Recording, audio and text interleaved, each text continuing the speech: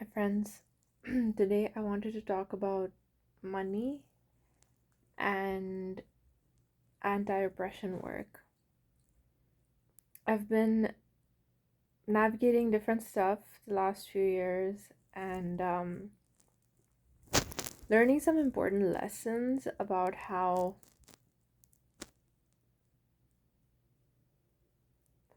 not only anti oppression work is not always compensated, like you are sort of assumed or funneled towards it as a marginalized person. But even I feel like sometimes, at least for me, it has been misunderstood. Like I have misunderstood my own work and I have undervalued my work. Um so something I've been talking to my loved ones about in relation to this is how when we're in a space and we're doing okay, first of all, let's talk about how, or let's name how anti-oppression work is obviously something that people who are more marginalized or oppressed take on because there is a vested interest in that. The stakes are high for you, right? As the person experiencing the violence, you need the anti-oppression work to happen. Whereas for the other person, like for the person who is in the position of privilege, it doesn't feel necessary. And we're all the person in the position of privilege sometimes, right? Or in some ways. Um, so I think sometimes anti-oppression work isn't even called anti-oppression work. Like you're just doing the emotional labor and it's just considered like a part of the relationship, whether it's a personal relationship or a professional relationship. And this is not something new I'm saying. This is so many people have said it so much better than me, I'm sure. But just a reminder. And something I experienced recently was in an interview where us or like a sort of interview like a meet and greet slash interview with somebody who was interested in, like, we were talking about me potentially facilitating a workshop for them and for the space where they work. And in that conversation, I heard so many harmful ableist things in what they said. And I don't just mean because there's ableism is rampant everywhere, but they were felt like more serious issues.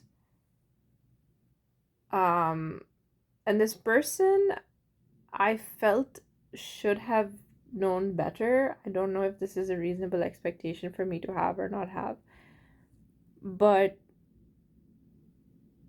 I was disappointed to discover this during this interaction, and it disheartened me from working in this space. It made me feel like,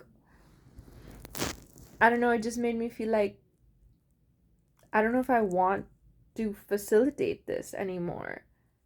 Um it also made me feel it made me feel concerned about the harm that I will experience if I work for this place, and it made me concerned about the harm that the people going through the space as participants are and will experience. And what ended up happening was that the meet and greet became into this tiny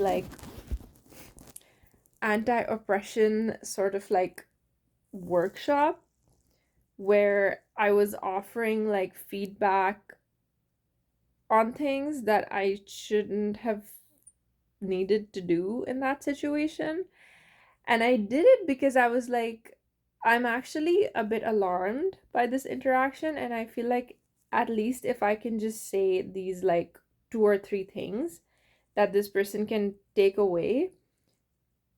And they seemed receptive, like they seemed to be receiving what I was sharing with, like, humility and presence. um so I kind of read the room, and I shared, and I said what I thought was the best kind of couple of things to address. And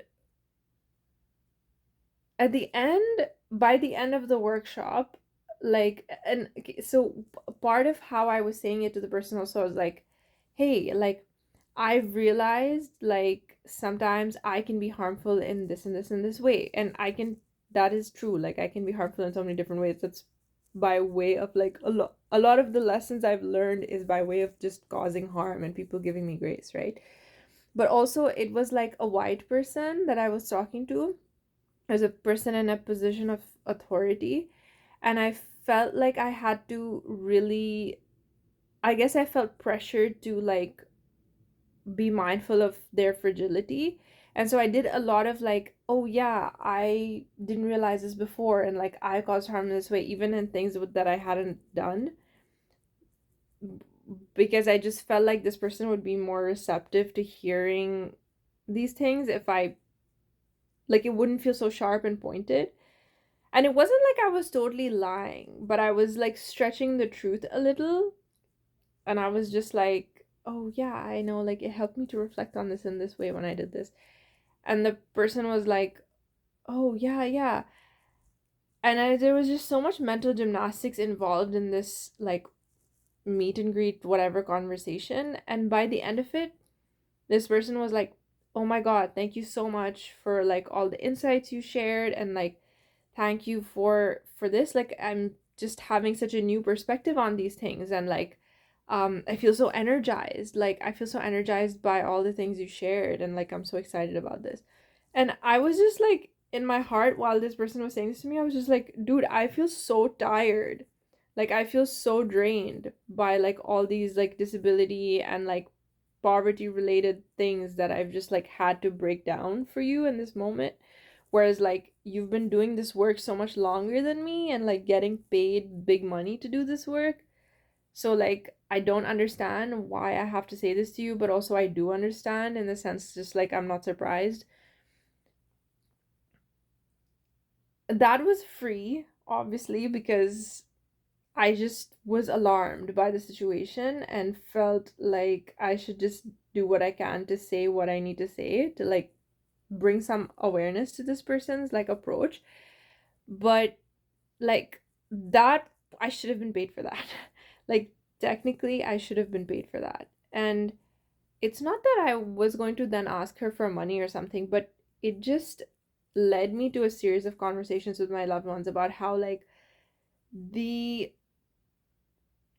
price of your offering is not just about, like, the amount of time or the number of, like, words, or ideas you shared in an anti-oppression space. What needs to be understood is, like, the oppression that I am, for instance, for myself, I can speak, like, the oppression I am experiencing day to day that has forced me to learn those lessons, that I'm now translating into a digestible form and offering to you in, like, a concise and supportive way. All that labor sometimes happens outside of that room.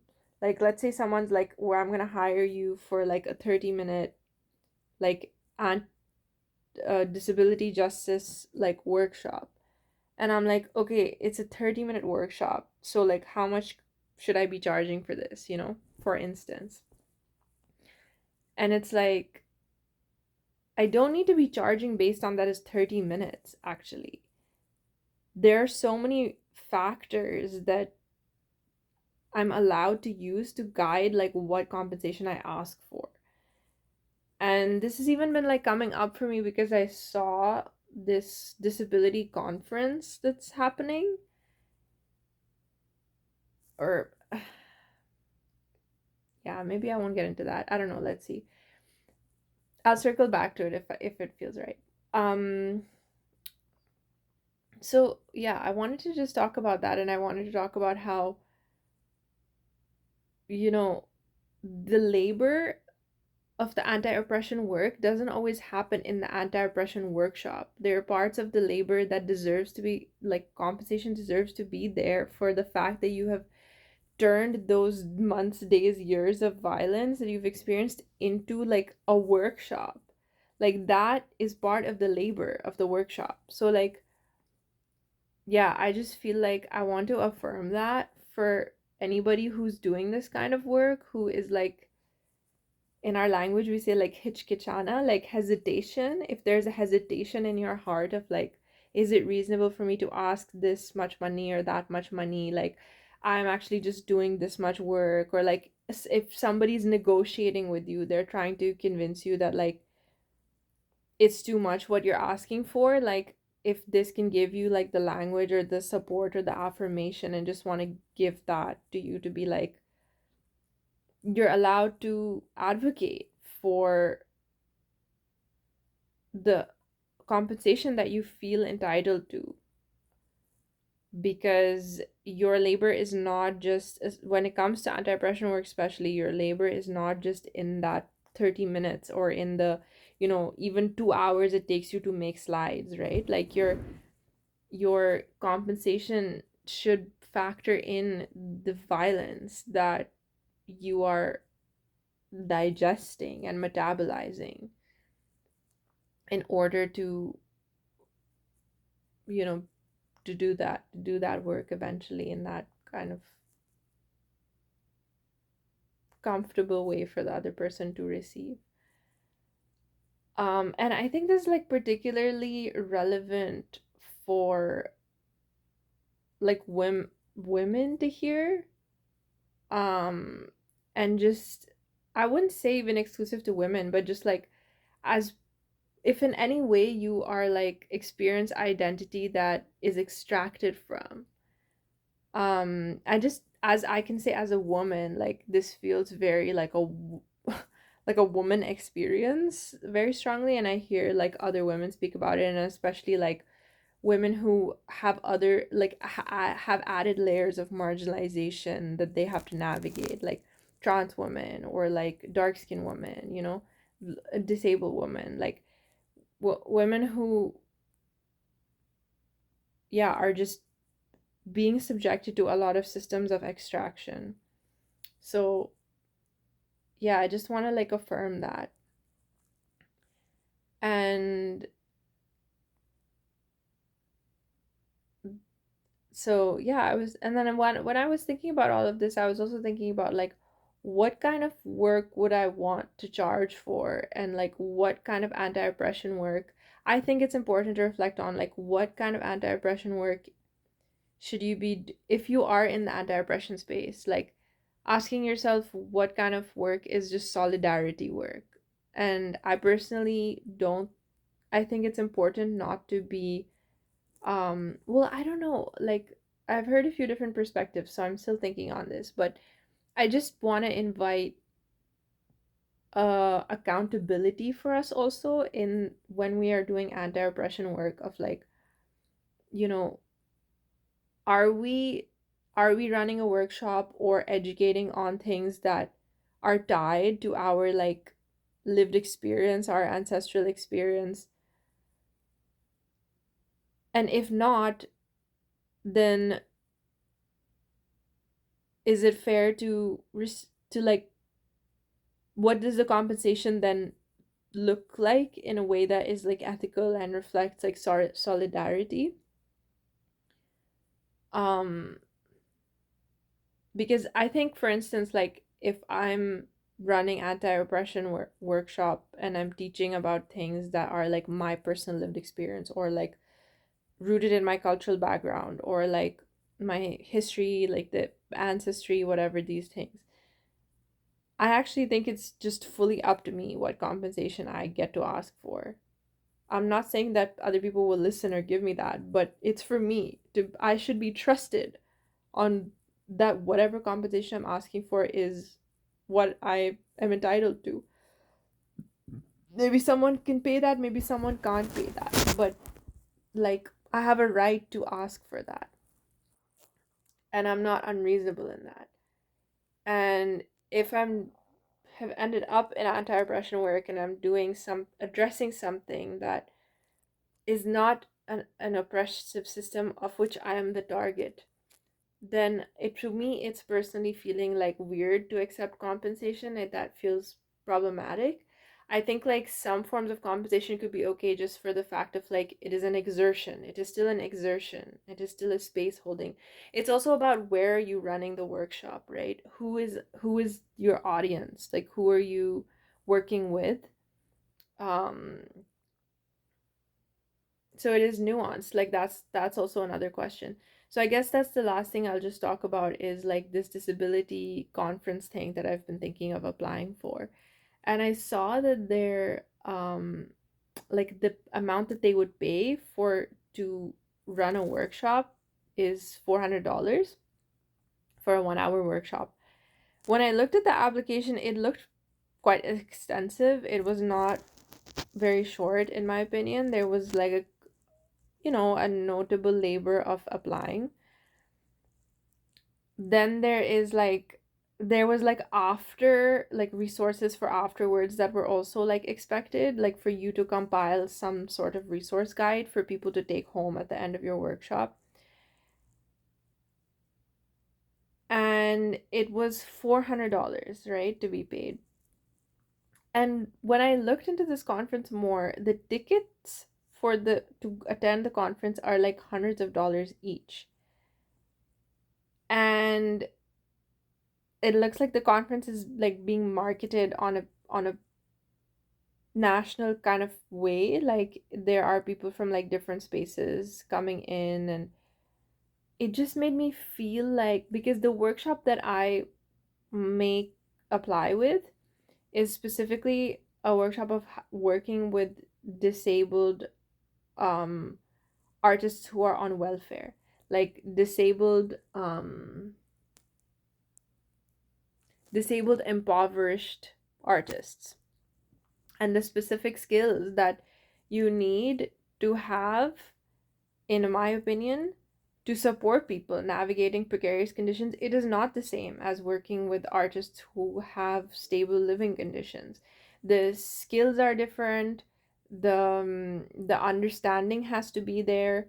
It's from a very technic from very all the way from very technical things like um how to word the contract in which you write the honor, like the wording of your invoice has to be a certain way for people on like ODSP not to lose benefits. So those are like more technical things of like you need to know how to do that if you're working with like artists on welfare. And then all the way to more like abstract emotional relational components, right? Like being patient, and what does being patient look like in that context.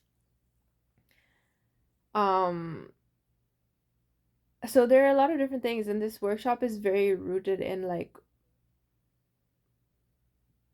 my own lived experience, some of which has involved trauma, like having really bad experiences with arts organizations that were absolutely uninformed on how to work with low income people, and who navigated with a lot of like anti-poverty kind of sentiment towards me, and I experienced that harm and that violence. And some people were interested in learning about it when I called them in, and some people were really angry when I called them in. Um, so so I've been thinking of applying with this workshop, and I just felt like, $400 is, sure, it's not a bad pay for a 1 hour workshop. $400 for me as an impoverished, like precarious, disabled artist to create a full workshop with a resource guide and deliver to people who are affluent enough to come from a different city, pay hundreds and hundreds of dollars to stay in a fancy hotel and attend this conference, which is seemingly headed by largely a white team. I don't know if I want to do that for $400, because I know that while I'm there, I'm going to experience harm, because that's just what always happens. I know that while I'm there, I'm going to be doing more labor than just the workshop. And like it just made me feel so tired. It made me feel so tired in my body that I would get $400 for that. So I was considering like maybe I'll apply, and if they accept my application, I'll send an email afterwards and I'll be like, "Hey, um like I'm interested and I want to be in your space and I want to teach you these things, and also I think that it feels more fair to receive more like $600 for this job. $600 and to have my transportation covered. Because like I can't take public transit, especially not if I'm going to be running a workshop on that day. I cannot walk that much and exert that much. So like I will need to Uber to you and back, which is probably going to be like, I don't know, $20, $25. So like let's say $650 total is what I feel like is like more reasonable for you to pay me, for you specifically to pay me specifically for this workshop specifically.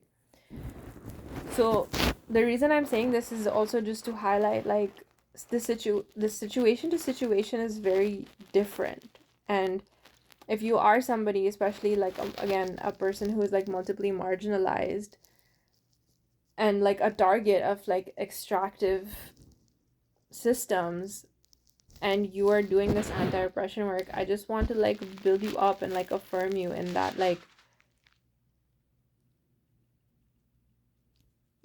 you're allowed to be like have these weird specific ideas about what compensation for your anti-oppression labor really looks like, and to advocate for that. And I don't know if like you'll get it or you won't get it or what, and like if you need like if you're in a situation where you're like, I need this $400, I'm just gonna go for it, you should definitely go for it. Like, but I'm just saying, if you want, if this is supportive to hear somebody just be like, you're allowed to make that weird specific request and you should be trusted on that weird specific request is like what your labor is worth for that work, you know? So yeah, I just wanted to talk about that. And I don't know, like I'm still thinking and processing a lot on this topic, and even just like learning my own way around the block or whatever with this. I was like privileged enough not to be in this kind of precarity before. So, I'm learning that. And then in other ways, like I've had a severe lack of privilege my whole life as like a femme person growing up in a like a, you know, patriarchal, misogynistic country, which is Pakistan, where I grew up, where I was like actively, you know, experienced financial abuse and was like not allowed to learn about finances and not allowed to learn about like agency and sovereignty and like um yeah, all this kind of stuff, and just not allowed to ever like have needs, let alone like advocate for those needs to be met. But yeah, so if you have any thoughts or any lessons or teachings on this that you want to share, like you can definitely DM me or like email me also. I'd love to have a chat about it. But for now, I just had capacity to share this, and like hopefully it's supportive for somebody, so I decided to share it. Yeah, sending love to everybody navigating this stuff.